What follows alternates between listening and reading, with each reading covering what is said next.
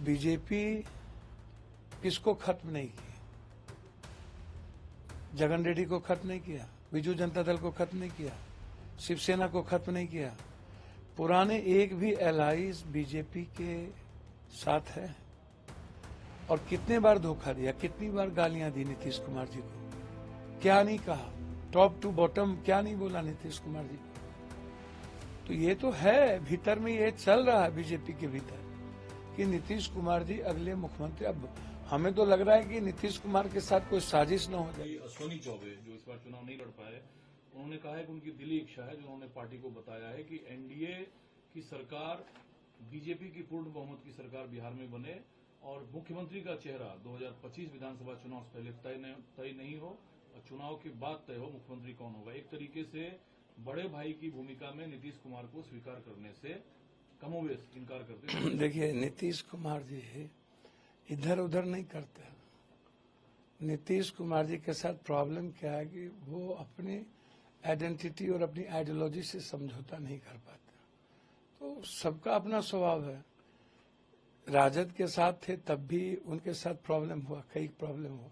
वो खुद कह रहे हैं कि मेरे साथ दिक्कतें हुई।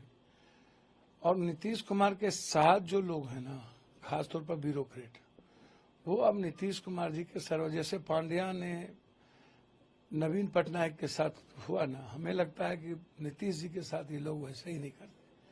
नीतीश जी अच्छे लीडर हैं, मैं बुरा नहीं मानता, कतई नहीं। और मैं तो चाहूंगा, बीजेपी अच्छी बात कर रहे हैं, अकेले चुनाव लड़ने की बात कर रहे हैं, तो उसमें क्या दिक्कत है? उनको लड़ना चाहिए। केंद्र की सरकार की है ना, केंद्र की सरकार आज नीतीश कुमार जी हम लोग के साथ होते हैं तो आज 35-36 सीट हम लोग जीतते हैं। आप इसको जान लीजिए, 30 सीट से नीचे की कोई गुंजाइश नहीं थी। वैसे भी हम लोग 20-22 सीट जीतते जब सही कोऑर्डिनेशन हुआ होता गठबंधन के साथ। तो नीतीश कुमार जी के बारे में गलत धारणा है। बीजेपी किसको खत्म नहीं की? जगन रेड्डी को खत्म नहीं किया, बीजू जनता दल को खत्म नहीं किया, शिवसेना को खत्म नहीं किया। पुराने एक भी एलाइज बीजेपी के साथ है। और कितने बार धोखा दिया, कितनी बार गालियां दी नीतीश कुमार जी को, क्या नहीं कहा, टॉप टू बॉटम क्या नहीं बोला नीतीश कुमार जी को।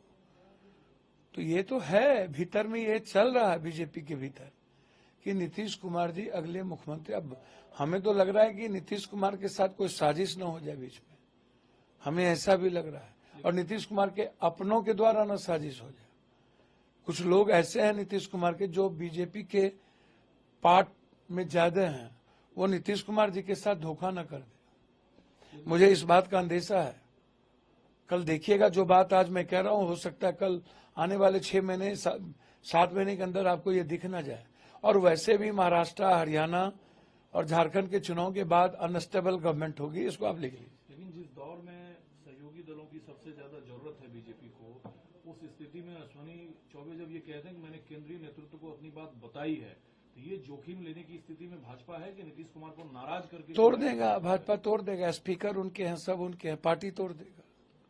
भाजपा तो कुछ भी करती है। इन लोगों ने गलती किया है, स्पीकर जैसे पदों को स्वीकार करके मान के। भैया, जो दावा अश्विनी चौबे कर रहे हैं, क्या आपको लगता है कि बिहार में बीजेपी अकेले दम पर? सर, ये बात तो सम्राट चौधरी जी भी कह रहे थे कि मैं अकेले लड़ूंगा।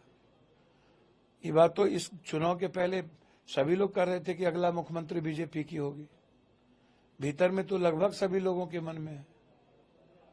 कोई अश्विनी चौबे जी अकेले नहीं बोल रहे हैं। इस चुनाव के पहले अभी तक पगड़ी खुली कि नहीं मुझको नहीं पता। ये पगड़ी तो नीतीश कुमार जी के खिलाफ पहनी गई थी। 5 दलों का तो समर्थन बिहार में। और सम्राट चौधरी जी तो नीतीश जी बोलते हैं, चाचा या नीतीश मुख्यमंत्री का नीतीश जी बोलते हैं।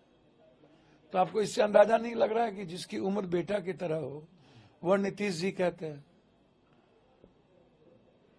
तो आप समझिए ना। तेजस्वी तो चलिए चाचा आज भीतर से कहे या बाहर से, चाचा तो कहते थे। नीतीश जी तो कहने की हिम्मत नहीं होती ना। सम्राट जी तो नीतीश जी बोलते हैं।